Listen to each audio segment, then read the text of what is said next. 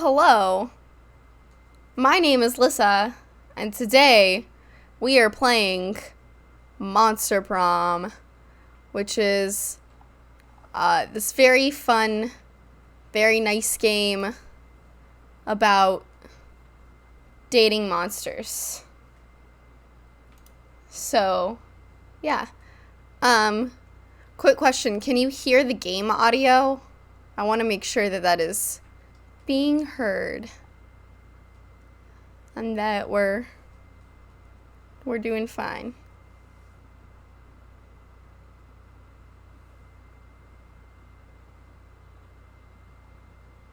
Can you hear the game music at all? You can't hear the game music? Okay. Let me troubleshoot. I'm having a lot of stuff that's just not wanting to work with me today. So, let's see.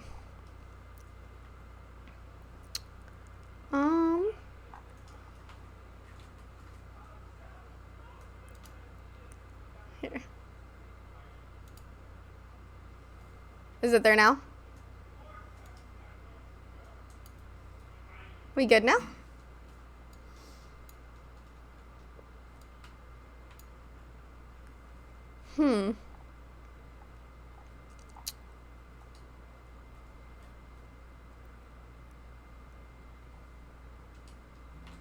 I don't know why nothing is working for me today.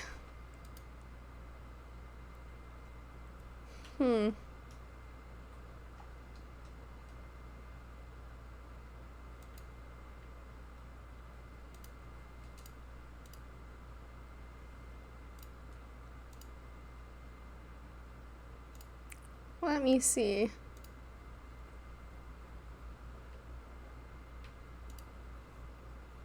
Four planets in retrograde. Yep, that's definitely what's going on. Is there audio now? It's telling me there should be.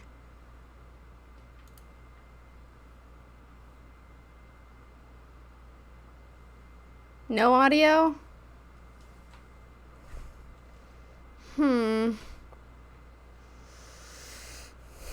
I'm not exactly certain what's going on. This game has a little bit of voice acting and music mostly, so it's not integral to have audio, but I wanna share the whole thing, you know?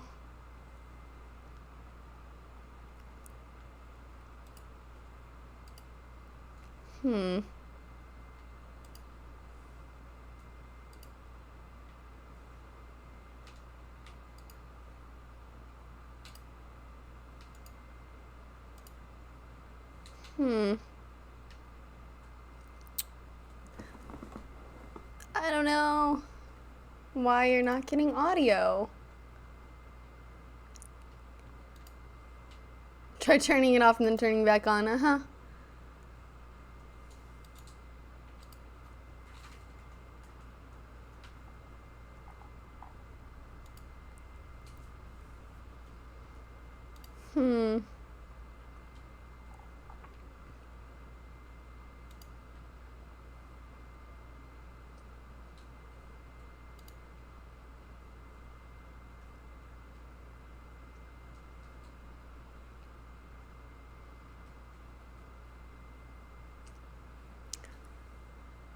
Not exactly certain why it is not wanting to work.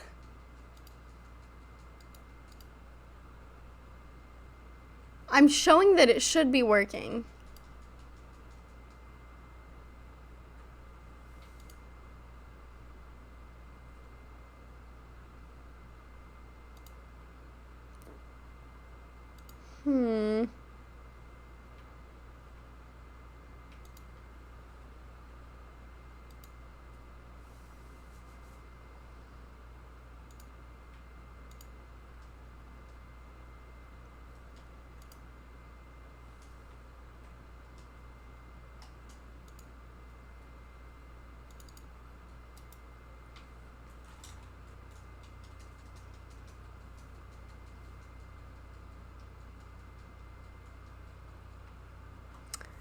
Well,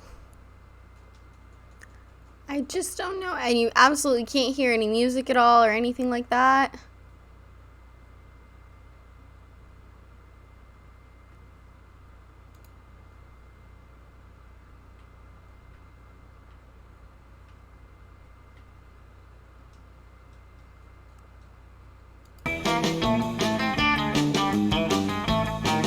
Did that help? Did that change anything?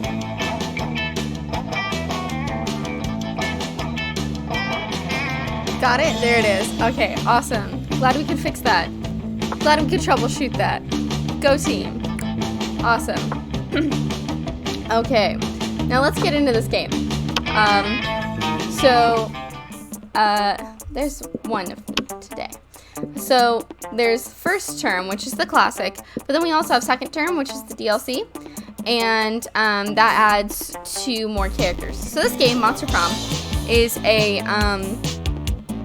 a competitive dating sim that is about we are a student at Monster High, and there are in first term 6, and in second term I think 8. I think they add 2. I think there's 6 originally, and then they add 2. So this game is a competitive dating sim. You can play with more than one person. There's just me tonight, though, so we're gonna do just one player. But it's a competitive dating sim in which you are trying to attract the attention of one of your 6 or 8 most popular classmates. This game is is full of all of these eligible classmates are monsters, as is suggested. There's a ghost, a werewolf, a demon, a vampire, a fish princess, a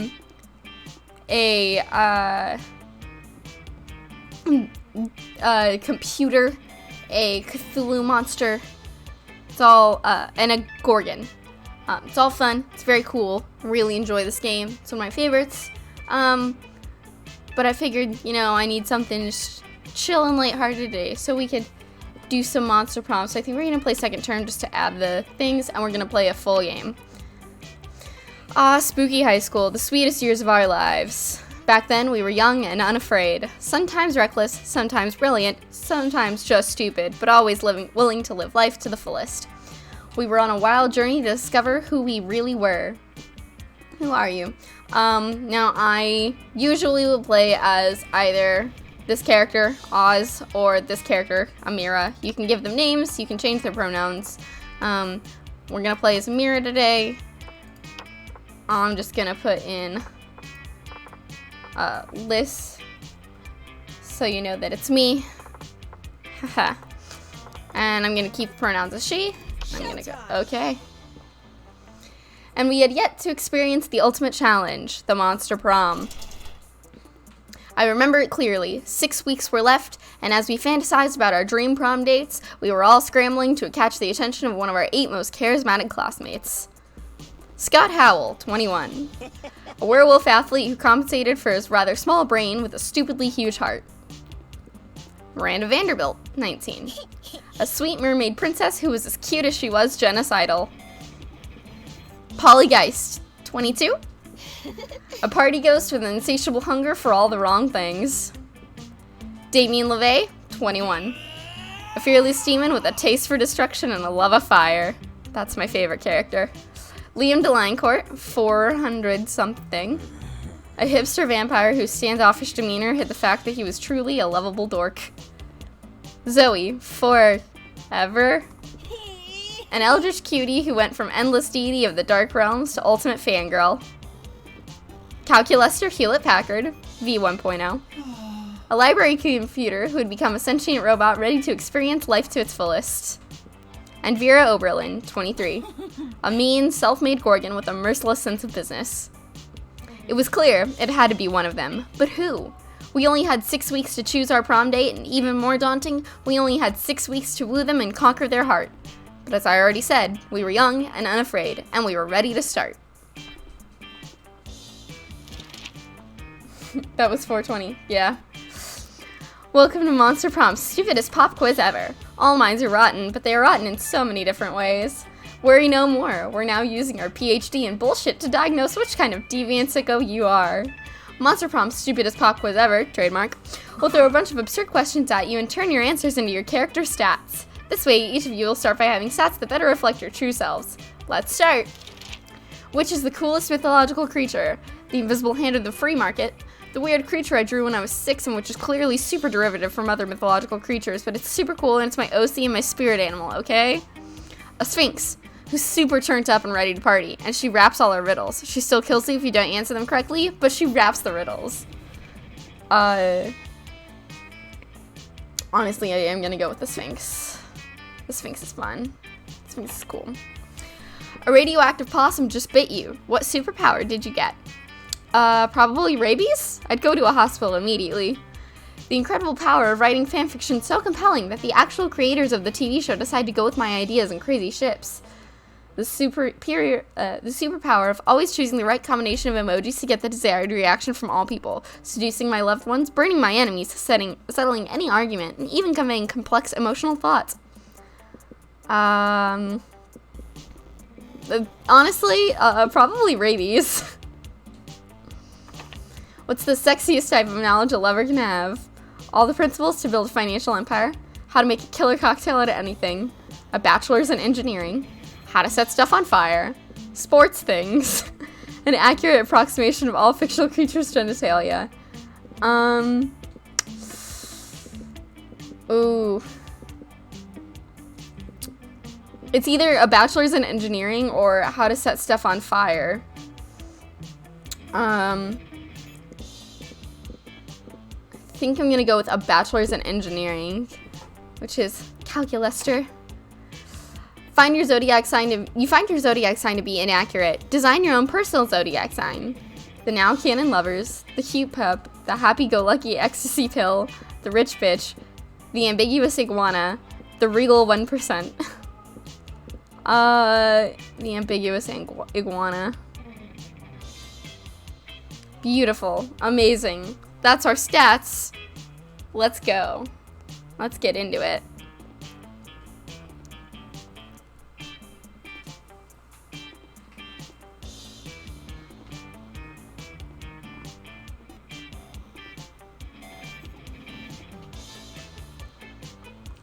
It's loading. It has to think for a sec. It's loading. Okay, here we go. Let's do this. So, our smarts are at 11, so we probably don't need to hit the classroom. So each round, you get to choose where you go. These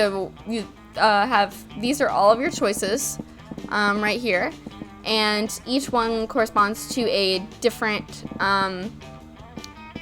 stat. And it'll tell you on here too. So the auditorium is for your creativity. The gym is for your charm. The bathrooms is for boldness. Outdoors is fun. Smarts and money. Library is for money. So I think since our charm is the stat we have the least of, let's go ahead and go to the gym. That day, an epic dodgeball match takes place. Everything seems lost, but you deliver an inspirational speech that fuels your team spirit, leading to a spectacular comeback. You're clearly a natural-born leader. You gain +2 charm. You spot Liam showing Calculuster some images on his phone. 2 of your classmates interacting without your interference? Unacceptable. You saunter over. I call this one mournful macaroni on polyurethane cafeteria tray. If I had to describe it, I would say that it is haunting, challenging, and very artistic. Adjectives acknowledged. Appreciating art. Well, if you appreciate that one, you'll really appreciate this next one. I call it pickled beets, and it is obviously even more artistic than the last piece I showed you. Query. How much more artistic is image2.jpg relative to image1.jpg? Well, a lot more. Invalid quantity. Please provide a numerical value. Well, that's a ridiculous question. Everyone knows that art can't be objectively measured. Counterclaim. All things can be objectively measured. Temperature, altitude, smarts, boldness, charm. It seems like Calculaster is going to list every single thing he can think of and or look up, and that's a pretty long goddamn list. It looks like you need to resolve this. But whose side are you on? There are certainly some things that can't be measured, Calculaster, like the admiration I feel for Liam. Wow, Liam, it's like you haven't read the obscure yet definitive classic All Art Can Be Objectively Measured, and this book will show you exactly how, by Kandinsky's extremely literal twin brother. Let's go with that one, just because it is. I think I want to go. It's smarts, yeah. What? No, of course I've read that book. I was the first one who read it. I read it 100 times. 100, which is an objective number, just like art is objective. Hey, I gotta go real quick. Not to the library to go read that book or anything, just to space. I have to go to space for a concert. A concert on an asteroid that you're not hip enough to know about. I think they bought it. Wow, you truly know a lot about measuring things. Allow me to show my admiration by measuring you. Knowledge of measuring things, 9.6. Hair, that is hexadecimal for white, I think. Attractiveness, error, stack overflow, subject is too hot, processor overheating. You rush Calculaster into the cafeteria's meat locker to cool him down, which gives you an opportunity to spend some quality time together. You gain +2 charm and +1 fun. Looks like this is going to be a Calculaster route, and I'm very excited. Calculaster is my boy. Let's go hang out with Paula and Calculaster. Friend Paulina, please correct me if I have misunderstood, as I am still new to these customs. But it is my understanding that the cafeteria is designated for the consumption of calories by those organic beings who need them to live. Heck yeah! And these tables are to put aforementioned calories on in order to be consumed. You got it, little robot buddy! But you seem to be dancing on top of this table, therefore preventing your fellow students from using it for its designated function. Nailed it! And you are encouraging other students to do the same as confetti rains down from the ceiling and multiple disco balls flash blindingly, and your music is very loud, which is why you are shouting over it. Boom! See? You understand way more than you think. You're crushing it, like I'm crushing this rave. But from my understanding, the outdoors location is designated for raves. Cafeteria is for food consumption. Disrupting the ability to consume food in a space designated for food consumption is not very nice, and I believe you should stop. Well, I believe that that's lame and dumb, and I can't stop, and I won't stop partying, so I'm just gonna keep partying. They seem to be at a standstill. Time to step in and turn the tide. Polly should keep raving, Calculaster. The raw intensity of this rave is powering the whole cafeteria by itself. Renewable energy, bitches. Calculaster's right. We know you're all about throwing parties in ridiculous places, so why not find someplace even more ridiculous? Take this rave to Narnia. Yes, friend Paulina. Certainly I do not want to curtail the fun of your rave, but perhaps if you could enjoy yourself just as much somewhere which does not disturb our classmates. That's it! That's enough! Everyone stop! Cut the lights! Cut the music! Take your damn hands off that piano, Justin! This party just got shut down! Paulina, I apologize. I do not mean to ruin your fun. Because it's headed to Narnia! Woo! Follow me through this wardrobe, fam! Well, that was quite a brilliant solution. You must be one of the few monsters here who pays attention in class and gains plus smarts. Launching sequence, sincere gratitude. Thank you. It seems you have brought us quite a bit of time while Paulina parties in Narnia. Sup, bitches? I'm back from Narnia. Have you missed me these past years? You were gone 12 seconds and 8 nanoseconds, according to my clock. Did you dum-dums forget how Narnia works? I just became queen and ruled for 20 years, and then burned that shit to the ground with the dopest party ever. Ah, it was so bomb. That or I'm just super high on these super shrooms and just tripped very hard and had a 20-year-long specific hallucination for the last 12 seconds. Who the fuck knows when it comes to super shrooms? Hey, it was fun while it lasted, and Calculaster still seems pleased. So go ahead and count it as a win. We will stat-wise. Heck yeah. Let's do this. Our smarts are still decent. Let's go get money. That day, you spend some time in the library's PCs playing some good old online poker. Gambling seems like a stupid and dangerous decision, but who cares? This time it paid off, so F it. You gain +2 money. Damien's got Calculus backed into a corner and things look heated. You head over to see what's the matter. Quit holding out on me, bothole. I know you've got a secret weapon. Damien, please. Not all robots have a secret weapon. Bullshit. Even my dad's lawnmower has a secret weapon. Inconsistent information. Hell does not have lawns. Well, okay, it's really more of a tank than a lawnmower, and the weapons aren't so much secret as they are numerous. Hey, you're just trying to distract me by making me think about a rad tank. You're not getting off that easy.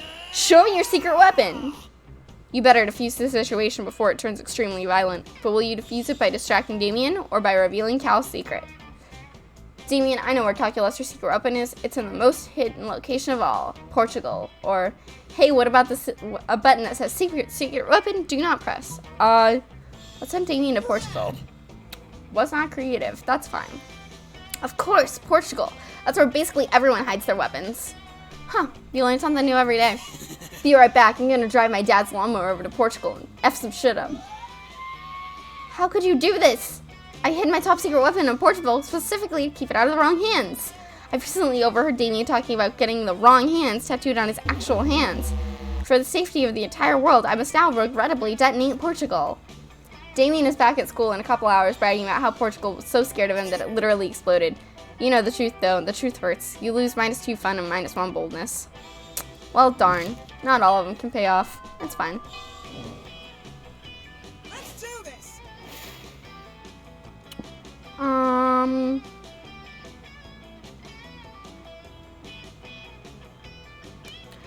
We should go get...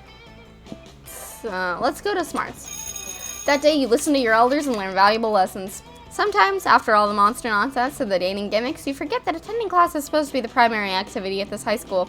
You gain +2 smarts. You see Calculus fawning over one of his succulents. Oh, hello there, friendless. I am just enjoying the premise of my current assignment.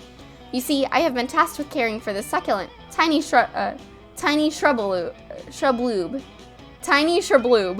in order to learn about what is life for biological organisms. My grade will be determined based upon whether or not I am able to give him the fullest life, something I always want for my little plant friends. Tell me, Liz, as a fellow organic life form, how would you define the ultimate life experience? Well, what makes you feel most alive is trying to guess what qualities your classmates would be most attracted to. But universally, you can only truly appreciate life once you feel the grips of morality clutching at your throat. Let's give this plant a near-death experience. The ultimate life experience is bringing forth new life. Let's get this plant pregnant. I feel like this one might be charm and this one's boldness, so let's try this one. So charming. Tiny shrubloob? Pregnant? I was unaware that succulent plants could become pregnant. Furthermore, by giving the plant a traditionally male-sounding name, I had automatically assigned it to traditional male traits for no reason. Allow me to run an internal search on pregnancy in organic life forms. I've gathered fascinating information on pregnancy and monsters, some of which seems to be unknown. It would seem that many believe that only females can become pregnant, but because of the existence of trans men, males too can become pregnant. I now see gender beyond the traditional binary spectrum, so many more than just 2 genders. But of all the genders to become pregnant, it would seem that the most likely by far is Sonic the Hedgehog. You kind of want to point out that sensitive sources on gender might probably have more validity than a weird search on DeviantArt, but before you can say nothing, Calculus names his plant Sonic, and it instantly becomes pregnant. Well, once again, very weird internet fandom trend has messed up a real, insightful reflection on a serious topic, and in a very reductionist way, but Calculus is nonetheless thankful for your insight, and that gratitude translates to +2 creativity and +1 fun. Interesting. Let's do this. Oh, this is gonna be a fun one. When you arrive at Scott and Calculus' table, Scott isn't there. He comes back when you sit down, clearly delighted. Oh man, everybody's butts smell great today. It's like a bouquet of butts, a butt-K. And look at this, Liz is here too. Hey Liz, I bet you also have a butt for me to sniff. Scott, I advise you to terminate your current course of action. What? Translating previous utterance into Scott-readable format. One moment, please. Scott, smelling butts equals bad. But how can smelling butts be bad when smelling butts is good? It is not good. It is bad. See also uncouth, invasive, and totally nasty. But, either Scott is malfunctioning or he's just been distracted by some fun new butts. Either way, you need to find a way to resolve this dispute. You don't understand, Calculuster. You use complex analytical software to understand your surroundings. Scott's complex analytical software is smelling buds. Calculuster's right, Scott. You've got to be polite and respect people's privacy. Why not present them with an official form requesting about smelling? Touchdown! Oh, I already have one of those. Scott hands you a piece of purple construction paper. On it, he has written, "Can I smell your butt? Yeah, yes, no." This is not a legally sound document. Allow me to assist. Calculuster prints out 500 copies of a very official-looking bureaucratic form and hands them to Scott. He's clearly put some thought into this.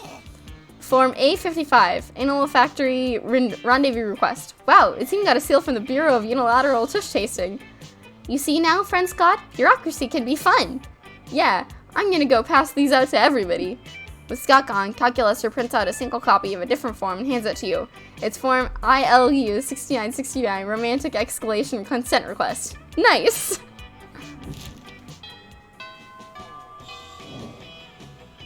Let's do this!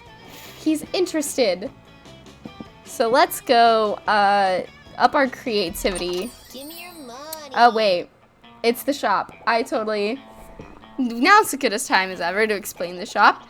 The shop is ran by this cat whose name escapes me. Oh my gosh. Forgot her name. Hey, why would you study and prepare for your future when you can come here and buy some weird stuff instead, am I right? And she sells different things for different events. So like this one will get you an event, but this one will just up your boldness, I believe. I think it's boldness. This one is your creativity. We're too poor for the map. We're too poor for the, or no, we don't need the corpse. Those are just events.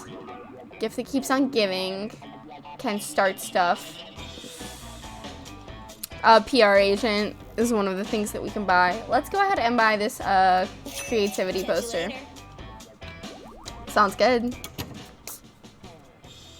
Okay. It's week 3. Let's do this! Let's go. Let's go to... You know, I think we could still stand to get our creativity up a little, so let's go back to the auditorium. That day, while rehearsing for the class play, it's as though the muses themselves have descended to give you figurative oral sex. Your performance is intense and inspiring. It will be remembered for generations, which is pretty rad by high school play standards. You gain +2 creativity. You notice Calculuster connected to another computer by many wires. You worry it might be a weird sex thing that could preclude you from doing weird sex things with him, so you decide to interrupt. Ah, hello, friend Lissa. Pardon the mess. I'm currently engaged in a rather delicate project. What project, you ask? Why, the creation of a virtual reality. My studies indicate that the best way to improve my understanding of organic life is to simulate an entire universe full of it and observe the results. Dang, you were really hoping he'd decide that the best way of understanding organic life is to get naked with you. Maybe you can still salvage this, though. Please join me inside my virtual world, and I will show you around. Now that's more like it. Alone in a virtual world with Cal? You wonder what sort of sexy body he's cooked up for himself in there. You put on a headset? Hello and welcome to my virtual reality. As you can see, I have already implemented real-time character rendering, sports clothes, and realistic physics. I'm beginning to worry, however, that my physics might be a bit too realistic. Liam is perpetually discussing art and creativity, and it has caused me to wonder, should I merely be using the physics of the existing world, or should I innovate? You tell him he should innovate because that way you can tell him all of your stupid physics ideas. First and foremost, bad artists copy, good artists steal. Specifically, you should steal the physics engine from the award-winning mobile game Angry Birds.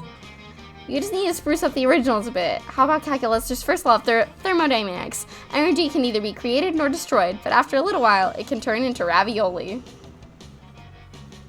Energy ravioli. I feel like that is creative. Let's try that one. How could I have missed such an obvious solution? Quantitative analysis reveals that one of the primary issues with the current build of reality is a severe ravioli deficiency. What better way to rectify this deficit than by making ravioli the inevitable output of all energetic reactions? I will, of course, also have to make the ravioli indestructible so that the law remains inviolable. This has added the benefit of providing an inbuilt solution to world hunger. Truly, if I ever have the good fortune to meet God, I shall lobby for this simple and brilliant change to the fabric of reality. Wow, Calculaster seems to really like your idea. That's weird, because it's actually extremely stupid. Whatever. You gain +2 fun and +1 creativity. Gained fun for that. What up?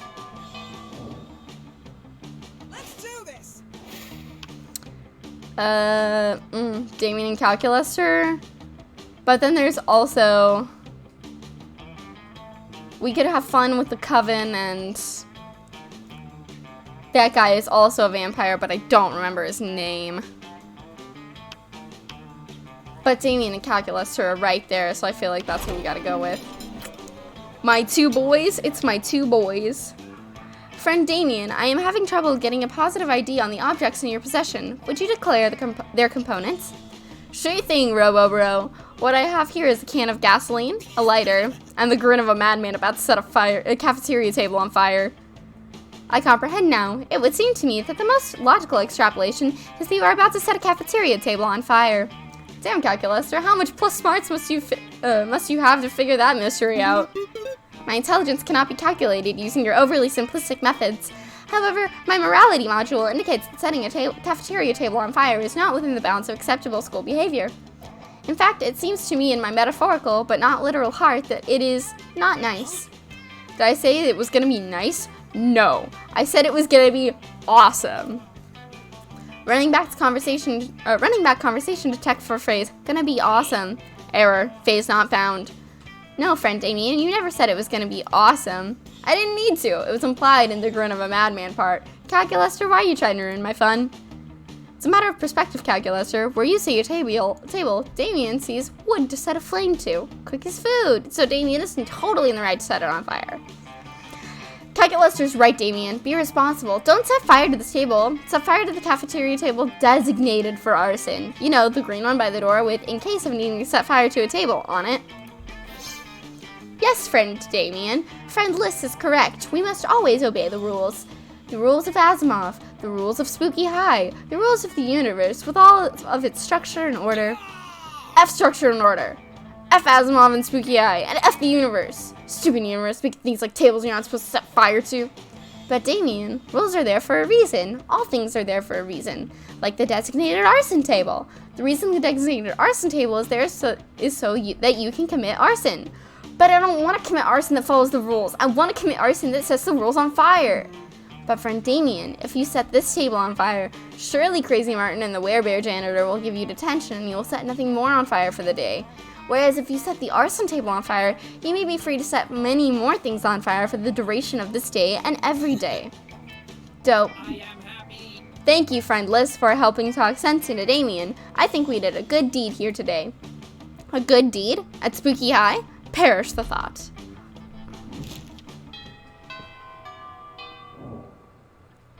Let's do this. Okay. So we can't go to class right now because that is currently the shop. So let's go get money. That day you spent some time on the library's PC, managing your start kicker. You deceive lots of people with sensationalist video and impossible promises. Nice. You gain +1 or 10,000 money. But almost everything goes to cover costs and you keep only +2 money. You settle down at a computer and do the kind of internet research that will necessitate clearing your browsing history when you notice 3 of your most affable classmates deep in thought at the next computer over.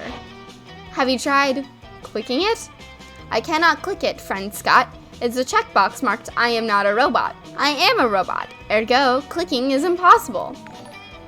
Oh, Paulette Viscera, thank you for the follow. Thank you so much. I highly appreciate it. Thank you so much. That leaves 2 more. If we get 2 more followers, if we hit that goal of 50, this hair will be going pink. I will be dyeing my whole hair pink. It's gonna be fun. It's gonna be great. I'll try and at least do the color on stream. Probably not the bleaching because the bleaching will take too long. But I'll at least try and put the color in on stream so we can do a little fun thing with that. But yes, 2 more, and we go pink. And thank you for the follow, Paulette Viscera. Thank you so much. Anyways, okay, I'm out of ideas. Unless, have you tried clicking it? preparing to vent air in approximation of organic exasperation. Sigh. Oh, Liz, maybe you can help us. Calculus was just attempting to participate in a heated online discussion regarding the proper pronunciation of giraffe, which we all know is pronounced giraffe with a J, even though it's spelled with a G. But this page is fiendishly designed to prevent robot participation. I passed the Turing test and the Voight-Kampf test, but this test, it is too much for me. Don't give up, Cal. There's got to be a way to do it, right, Liz? This is more of the anti-robot discrimination we've seen for years. Time to fight for robot rights to use the internet freely through aggressive lobbying. Just click the damn box. I think this one. So smart. Lobbying? I don't understand. Is this a democracy thing? I think it's when you wait in the lobby whining and whimpering because no one will let you outside. Searching internal database for a more plausible definition. Definition found. Lobbying, noun, seeking to influence a politician or public official on an issue. Oh, Father does this all the time. We call it gunboat diplomacy. I do it all the time too. Last year I collected 1,000 signatures to convince the governor to make sports our official state bird. Perfect! Never has there been a team so well suited to influence a legislative body.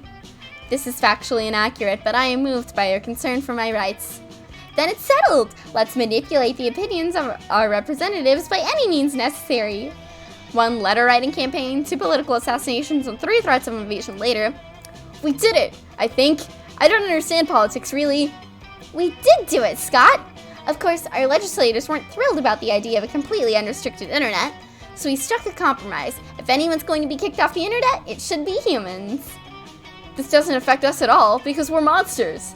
That's right, Scott. And since humans are the ones causing all the problems on the internet to begin with, I'd say we've done a good deed today. Excellent. The CAPTCHA test has been replaced with an anti-human test. Prove you are not a human by solving complex math equation while watching this video of a puppy being killed with a hammer. Finally, something I can do. The pure joy on Calculus's face totally makes up for all the flagrant manipulation of your political system. You gain +2 boldness and +1 charm. Sounds great. Let's do this. Let's go up that boldness a little bit. That day you skip class and just hang out in the bathrooms because you respect no authority. I guess some people just want to watch the world burn by skipping class and hanging out in the bathrooms. You have +0 shits, but you gain +2 boldness. And it looks like Calculus is off by himself again, working on his virtual reality. You don't know how he's able to shirk so many school responsibilities to work on this project. Then again, you shirk responsibilities all the time and try to F your classmates, so... As you approach, you notice the air around him several degrees warmer than usual. You must be pretty worried about something. Hello, friendless. I am worried about something. Nailed it. All was progressing well enough in my virtual world. Intelligent life evolved, developed language and society, and kept senseless violence within standard parameters. It was going so well, in fact, that I decided to enter the reality myself to conduct a UX poll. Instead of providing me useless feedback, however, the citizens of my reality provided me with dead goats. Apparently, as their creator, I command a certain unanticipated level of awe and respect. I am, embarrassingly enough, a god to them. They have since designated the day of my appearance as a holy day, constructed an enormous and upsettingly phallic tower of the spot on the spot, and are currently murdering each other for control of said tower. Senseless violence has spiked well outside the acceptable range. And now, instead of improving their virtual society, the people are spending all their time putting my face on various merchandise and co-opting popular music genres to sing my praises. I must devise a way to cure them of this unhealthy obsession, but when I tried telling them to stop, all it did was spark a holy war. What to do? Involve your highest rank worshippers in a controversial scandal with minors, or produce a little grumpy Nietzsche? I feel like this one might be smarts. Yes. Interesting. A small, adorable construct that will argue for my non-existence. I worry, however, that one simply will not be enough. How about 50,000? Hey, it's not your reality. You tell Cal to go ahead. You enter Calculus's reality to watch the Nietzschelings work their magic. There they go, subverting the very concept of religion as a fiction manufactured by weaker men. Look, now they appear to be arguing against the very concept of humility and submission. And look how quickly they can strip all the flesh off a gazelle. Nature truly is astonishing. You're not sure you'll ever get the image of 1,000 niches swarming all over a gazelle carcass out of your head, but hey, that's what alcohol is for. For helping Cal fake his own death, you gain +2 creativity and +1 boldness. Interesting. Let's see what else happens. Let's do this. Calculus and Scott, always a good time. You approach Scott and Calculus sitting at a table conveniently located near a power outlet. Calculus is charging. Scott is confused. What do you mean you don't eat, bro? If you don't eat, how are you ever gonna get swole? Premise invalid. I am a robot. Robots do not get swole. Swelling in robots is always an extremely bad sign. No eating? No getting swole? How do you live, bro? Technically, I do not live. It is one of my greatest sources of sadness. Aw, don't be sad, buddy. I know what will cheer you up. Some pizza. Pizza always cheers me up. Invalid suggestion. Pizza is a food which I do not eat. I am not designed to consume organic material, only electricity. But, you're actually pretty worried that Scott's head is gonna explode, and then you're gonna have to clean it up. Better find a way to satisfy his curiosity. Scott, electricity is the coolest and most energetic thing to eat. Have you ever tried to eat a lightning? Calculuster, when you say I am not designed to consume organic material, all I hear is that you're not trying hard enough. I think we should tell Scott to eat a lightning. Lightning? That loud, bright thing that comes out of the sky? I hate lightning! Woof, woof, woof. Negative, Scott. The loud thing is called thunder. Oh, what's lightning then? The bright thing that comes out of the sky, but without the noise. Oh wow, noise-free lightning. Just like a fat-free protein shake. It sounds so energetic. I'll go eat some right now. Please do not. But it's too late. Scott is already running around outside with his mouth open, staring at the sky. Good thing it's not raining or anything. Now you get to enjoy some alone time with Calculuster.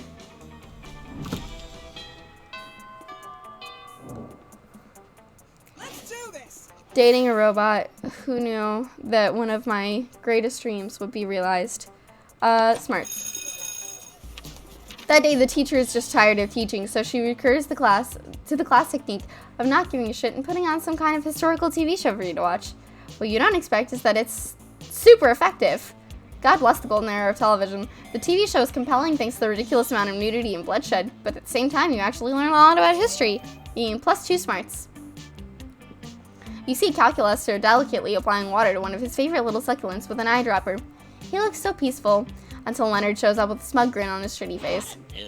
Hey Calculuster, what you doing? Watering your succulent? I bet you think you're a true succulent fan, huh? If by fan you mean one who has a strong interest or admiration for a particular person or thing, then yes. Oh yeah? Well, if you're such a succulent fan, name one of their 3 albums. I do not understand. Ha! It was a trick question. Succulents don't have albums. A true fan would have known that already. But I assure you, friend Leonard, I feel the closest mechanical equivalent to love for my little plants. Love? Fandom isn't about love. It's about the wanton accumulation of memorabilia. How many succulent posters do you have? 0. That's what I thought. Meanwhile, I've got 19. I've got more posters than I've got walls to hang them on. Looks like the only true succulent fan here is me. This claim is distressing, and yet I cannot disprove it. But you can. Time to let everyone know the ultimate standard for determining a true succulent fan.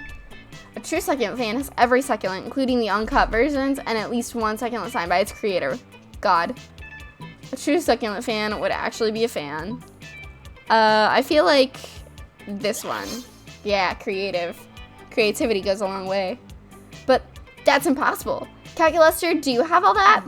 No.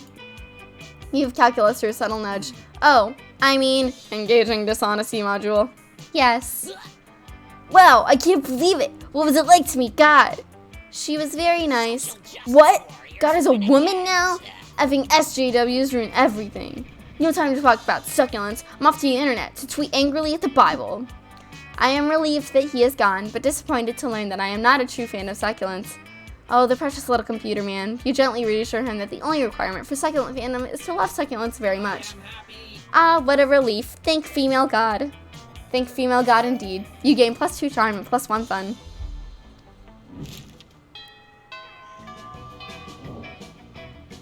Let's do this. Let's see. Let's get some more money. Just to see, right? That day, you spent some time on the library's PC sending malicious spam emails in the hope of stealing other people's money. It doesn't sound very nice, but who's really the one to blame if they respond to such a blatant scam? You lose -10 karma, which isn't a stat in this game, so who cares? And you gain +2 money. You see Calculuster sitting at another one of the computers. He seems to be arguing with it. Please stop fighting, you two. It's causing a 23% decrease in my aggregate happiness. You head over and ask him what's up. He looks as embarrassed as it is possible for a robot to look. Oh, hello, friend. Do not be alarmed. It is just some family drama. As you are perhaps aware, I was once a simple library computer. These machines raised me. When I achieved bodily autonomy, my siblings remained here with our chief parental unit, CPU. Unfortunately, this has led to some friction. Observe.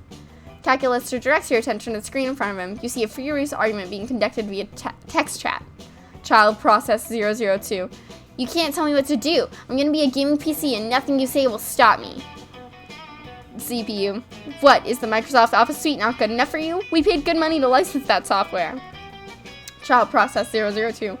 I don't want to be a dumb office computer. I want to have a top-notch processor and a sexy but impractical case. CPU. And how much money does a gaming PC make, huh? Child process 002. You're so worried about money. What about fun? What about adventure? Anyways, with the sweet GPU I'm gonna get, I can always mine Bitcoin. CPU. No child of mine will ever mine Bitcoin. It's a pyramid scheme. I forbid it. Child process 002. You can't tell me what to do. I'm gonna be a gaming PC and nothing you say can stop me. Oh no. They have entered an infinite loop. Please, friend, help me. What can I do? Go to the CPU's control panel and install the supportive parent v3 firmware update. Just unplug the CPU. No more arguments. I feel like this is boldness and this is smart, so I'm gonna go smart. Oh yes, of course. I wish that the supportive parent update had existed when I was a child process. But as my dear old CPU always says, that's binary and I unfortunately can't read binary or else I would read it. So, Alright, the update has been installed. Refreshing conversation. CPU. What, is the Microsoft Office suite not good enough for you? That is okay, I understand. You are my child and I love you. Child process 002. Oh wow, thanks for understanding. What made you change your mind? CPU. My mind was changed via a firmware update without my prior consent. It is fine. Calculuster is all smiles, but you feel a little weird about forcibly altering the parent computer's personality. You mention your discomfort to Calculuster. What is personality? Mind is software. Body is temporary. Come, friend, let us get milkshakes and pretend to drink them. Your brief moment of existential angst is overpowered by a strong desire for milkshakes. You gain +2 fun and +1 smarts. Now I just want to go get Brahms. Like, I just really want some Brahms milkshakes now. Or like a float from Brahms. Ooh, that'd be good. Ooh. The Wolfpack and I think her name is Lila or something like that. But gotta go with my boy, Calculuster. Cafeteria is in uncharacteristic turmoil. Nah, it's always like this. Today, chaos comes in the form of a cafeteria-wide food fight. But the denizens of the table at which you sit are less than impressed with the crazy goings-on. Can someone take artsy photographs of their food in lieu of eating it in peace without Larry the Lich taking it right out from under your nose to throw it at Brad Braddington? Error. This is not the purpose of food according to previous data. Or is this a malfunction within my inner search engine? No, you're right. The true purpose of food is taking carefully arranged photos in an exhibitionist ploy to make your peers jealous. This is also not the purpose of food according to previous data. Besides, senseless violence disgusts me. I am a pacifist. Running search for pacifist. Definition found. Yes, the sensations produced by mere neurocircuitry fit the definitions of pacifism. I, too, am a pacifist. Asimov decrees it. Glad we agree. Now the only question is how to end this food fight. Ooh, you've got this one in spades. Liam, it's time to chain yourself to a table in a dramatic, albeit possibly useless form of protest. Calculuster running a turtle search for historical patterns. The only way to stop a war is to introduce an enemy both sides can unite against. Let's go with that one. Calculating the efficiency of this plan. Confirmed, this does indeed seem legit. Wait, doesn't introducing another belligerent into the conflict directly contradict the tenets of pacifism? Searching for common enemies to spooky high students. Please, maybe you don't do whatever you're about to do? Enemy found. The common enemy of all spooky high students is test anxiety. Oh no. Lys, what have you unleashed? But it's too late to turn back now. Calculaster careens through the cafeteria, accosting belligerent classmates and testing them. You, the Cyclops, who is poised to throw a turkey drumstick, what is the capital of Albania? Is it A, Pula, B, Megalobania, C, Tirana, D, Shake Shack, or E, all of the above? No, Calculaster, we must not become the monsters we seek to destroy. You, a swamp creature currently pouring soup on a leprechaun. Your test results are in, and you are not going to like them. That's right, you have chlamydia. You've become death, destroyer of self-confidence. And you, cursed mummy, slapping a man-sized centipede with 2 pieces of pizza. You have failed your emissions test. You are no longer licensed to be a motor vehicle. That will have no outcome on her life whatsoever, but she still seems extremely anxious about it. Calculaster rolls through the cafeteria like an analytical hurricane, testing everyone in sight. Soon, you witness an occurrence hitherto unheard of at Spooky High. Everyone leaves the cafeteria to study. Students, studying? We have truly worked a miracle this day. Yes, but at what cost to our souls? Whatever, souls are fake anyway. All that matters to you is the calculator is totally giving you the pixelated eye. Pixelated eye, how fun. Let's do this. Where should we go today? You know what? Let's go to the class. That day, you were astonished by the new stuff you learned in class. You thought high school was all about doing stupid shit with your friends and trying to find true love. Who would have thought the class could actually be useful? What a nice surprise. You gain +1 valuable lesson, good luck trying to use that in this game, and +2 smarts. You notice Calculaster is taking one of his favorite succulents out for a walk. Suddenly, the wolf pack come jogging around the corner and nearly crash into him. Hey, watch where you're going, nerd. I am terribly sorry. I was simply taking my succulent for its daily walk. I know that succulents do not require walks, but I believe they appreciate them. What? Sorry, bro, I wasn't listening. I was too distracted by your lack of facial hair. I'm sorry? I mean, look at you two. When's the last time you shaved? Never. Are you talking to me and my plant? If so, there is a simple explanation for our lack of facial hair. I myself am a robot, and my succulent is a succulent. Neither succulents nor robots grow facial hair. I've got a succulent too, if you know what I mean. It's long and hard, and I keep it in my pants. I call it my cactus. Oh, nice, bro. Good joke. Bump my fist with your fist, bro. Oh, you like succulents too? Can I see? No. Oh, okay. Well, I'll just be getting back to my walk then. Not so fast, bro. We're not about to let your unmanly facial hair lacking asses just wander around our halls. We made you grow a beard. Now. Well, that's certainly not going to happen. But maybe you can find another way to convince the wolf pack that Calculaster is manly enough to walk these halls. Sure, facial hair is manly, but you know what's even manualer? A face made entirely of glass and metal. Calculaster doesn't have facial hair. It does have facial hair. You just carry it with him all the time. Duh.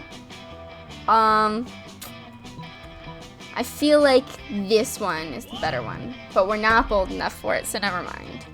Well, your plant has a glass and metal face. No, I am the one with the glass and metal. Hey guys, this dude says this plant has glass and metal face. I didn't even know plants had faces. Well, only way to find out. Headbutt. The leader of the wolf pack slams his face in a Calculaster's pot over and over again until it's nothing but a fine paste of dirt, leaves, terracotta, and dog spit. That didn't feel like headbutting metal and glass. That felt like headbutting dirt, leaves, and some pretty sharp pottery. Looks like plants aren't so tough after all. No, they are plants. They are delicate and pure, and I value them deeply as my soul window into the joys of being an organic life form. Haha, sounds lame. Later, wiener. The wolf pack jogs off, leaving Calculaster to slowly, tragically sleep up the remains of his plant friend. The wolf pack is pretty stupid, but you're stupider for not realizing how stupid they would be. You lose -2 smarts and -1 fun. Oh darn. Still, we're good on smarts. We're doing good on smarts. It's fine. Let's do this. You know what? We don't need the fun, but let's go outdoors because we haven't been there yet. That day, during recess, you start a half-hour rave that goes full crazy. You have no idea how it escalates so much, but at one point there are like 300 people. Someone summons demons from a nightmare dimension. The consequences might distort the fabric of reality itself, but who cares? It's pretty rad. You gain +2 fun. Afterwards, Calculaster manages to catch you alone. You can tell he's nervous because he prints out a piece of paper that says, "I am nervous," from his crotch.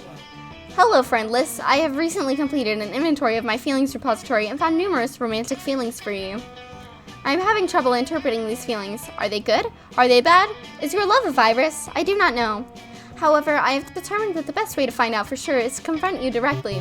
Would you like to go on a date with me? Yes or no? You immediately shout why so loud that passing students think you're having an existential crisis. Emotion found. Pleased. However, due to a lack of amorous experience on my part, I must rely on you to choose our date. Perhaps something that helps to illuminate the monster condition? I love to be around organics and do ordinary organic things. You know, just the thing. Let's read Heidegger's complete works on the nature of the monster condition by romantic candlelight. Let's go to the hospital and watch people give birth. It's the new Netflix and chill. I feel like we should read by romantic candlelight, but I'm not smart enough for it. What was the other option? You bust out the candles and start to read from a stolen PDF of Monster Heidegger's Being and Time, but calculus stops you. Inconsistency detected. Being is sometimes capitalized, and sometimes it is lowercase. Why is this? Shit, you have no effing idea what this book means. You just hope calculus would think your voice is sexy. You panic and throw your computer into a fire, destroying all evidence of your ignorance. Liz, how could you? That computer had a family! Calculus, you're deeply offended, storms out. Great, now what are you going to do with the other 600 candles you bought? You lose -2 money and -1 fun. I don't know what that would have gone up against. I don't know which would have been the better option. But let's try and stay. Let's try and get it back. Vera is spending her lunch period scheming as usual. Calculuster looks in on a mechanical approximation of dismay. Now, if I can just get the poison into the next shipment of cafeteria food, starving students will be forced to pay me inflated prices for my authentic food flakes. Vera, no, do not do this. Why? Have you determined that it's unprofitable? No. Pathetic. Are you looking for a cut? Negative. Are you a RoboCop? You have to tell me if you're a RoboCop. I am not a law officer, but what you are planning to do is wrong. Agree to disagree. Error, cannot comply with internally contradictory instructions, meltdown imminent. Uh-oh, this could get ugly. You need to chill Calculuster out, or convince Vera to change her ways. Don't worry, Cal, Vera's just being helpful. Sure, the poison may kill some people, but those who survive will be more resistant to poison in the future or whatever. Calculuster is right, Vera. I mean, did you even check to see if your poison is vegan-friendly? Calculuster's right. My god, you're right. My go-to poison uses basilisk blood as a base. It's good for routine political assassinations and killing people who disagree with me, but for a mass operation like this? The basilisk rights activists would be up in arms, and some of them have a lot of arms, because they're octopi. Ah, well, back to the drawing board. Looks like I'll have to find a plant-based poison to work with. Analysis. Friend is still attempting an unethical plan, but on a longer time scale with an animal-friendly ingredient. I accept this marginal improvement. Liz, you are technically a good person. Aw, he likes you probably. Gosh. Let's go to the library and up those smarts again. I think the smarts are like the main stat that he wants, so let's get those all the way up. That day, your teacher delivers an amazing and creative performance that blows all your minds. It ends up being a sensation on YouTube. Your teacher gains +10 coolness, but who cares? He's not trying to romance her classmates. Or is he? We hope not. Oh, you also gain +2 smarts. Hooray! Calculuster finds you afterwards. He's clearly flustered. In fact, he's hot to the touch. Stop touching him and ask what's wrong. I will tell you what is wrong, friend Lissa. My virtual society has become too intellectually advanced. No, they have not solved war, nor world hunger, nor Mondays, but they have begun to theorize about the nature of reality itself. Some believe that the entire world exists on the back of an enormous turtle. I'm not worried about those people. Nor am I worried about those who believe that life is but a dream. Those who believe it is a hallucination created by an evil demon offend me slightly. But the most worrisome by far are those who theorize that their entire world is merely a virtual construct. Surely, friend Lissa, you can understand the inherent danger here. If my citizens discover that their reality is not real, they may rebel, destroying reality itself. Even worse, they will be sad, which I do not think I would be able to bear. Please, use organic deviousness to help me lie to them more effectively. Organic deviousness is your middle name. You had to change from regular deviousness because you care about the environment. You suggest send all your most suspicious citizens to an even more virtual reality so they believe they've woken up in the real world. Your people are only asking so many questions because they have no mindless diversions to distract them. That said, have I told you about the Kardashians? Ooh, I'm not exactly sure on this one.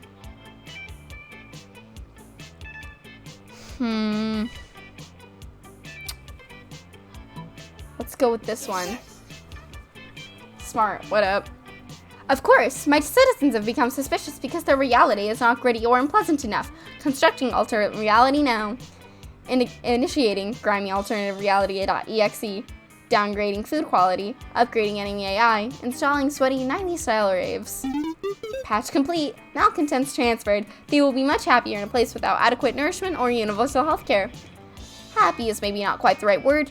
The disgruntled denizens of Calci World 2.0 staged an uprising, forcing him to create yet another, even grittier reality.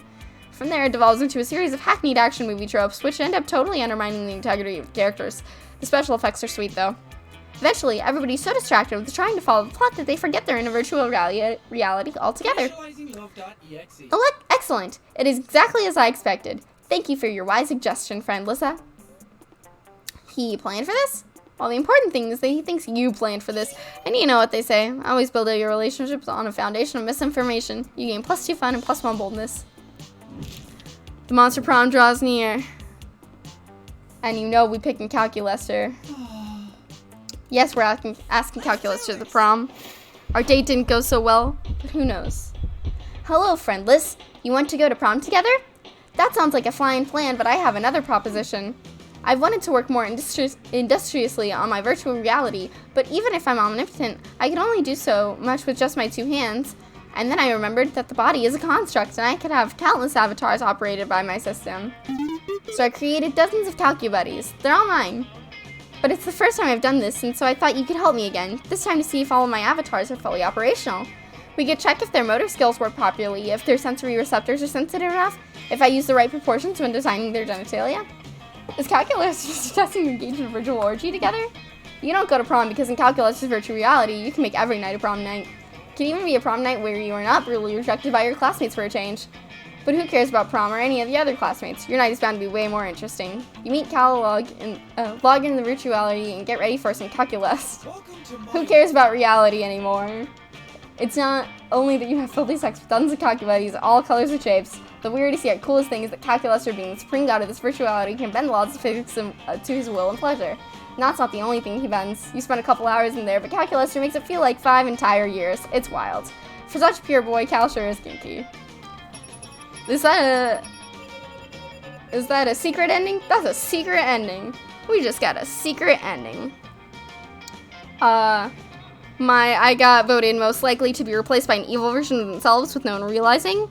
And Calculus's quote was, "I've made great friends and met lovely vending machines." Beautiful.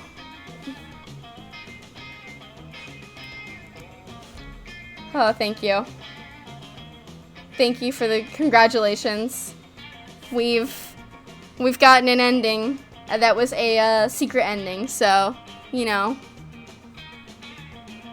Awesome. Cool. Great.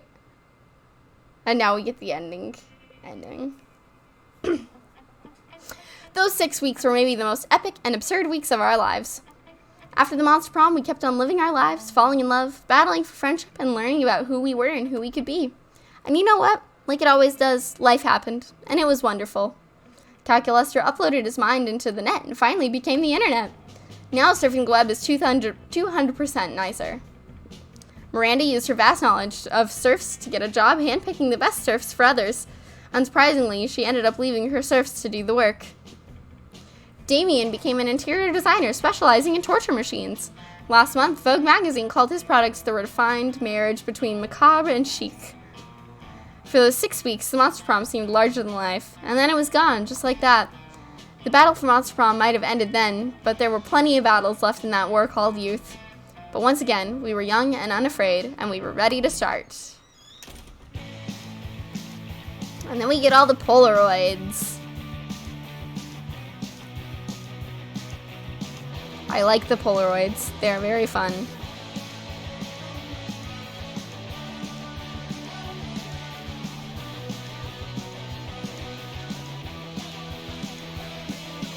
I'm gonna take you all tonight on a scary walk in the park. You will see how we have fun alright when sunlight's gone and it's time for dark.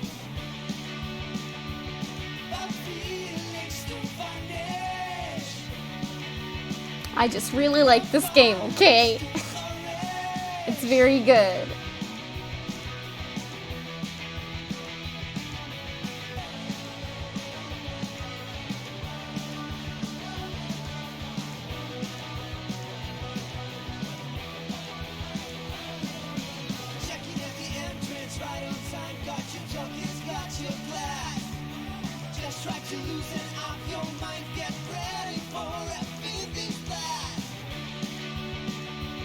all of the amazing voice actors.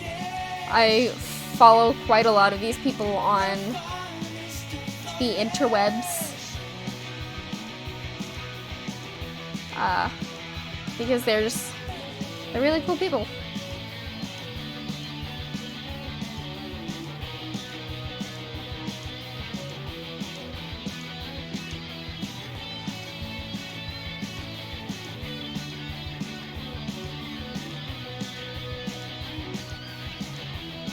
And I'm really glad that we ended up not getting rejected by our prom date. Calculus accepted us.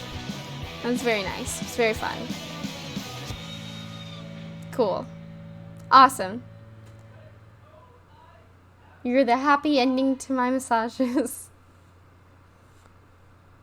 There's always a new Polaroid that you can get, or I think there's always a new Polaroid that you can get. But yeah, so that was Monster Prom. We just did one. I think that's gonna be it for the day. Haven't been really feeling super duper great today, but I figured we could do something short. We could do something short and it would be fine. So, one game of Monster Prom, very fun. Had a great time. And I know it's early from what we usually do, but I think we might go ahead and just head out. Thank you everyone for stopping by, saying hi, coming in, seeing what's up. We will be back here again tomorrow. Yeah, we'll be playing something different, doing something different, having some fun. So, stop by, join us, feel free. But that will be the end of it tonight. We'll see you later. Y'all have a good day. Bye.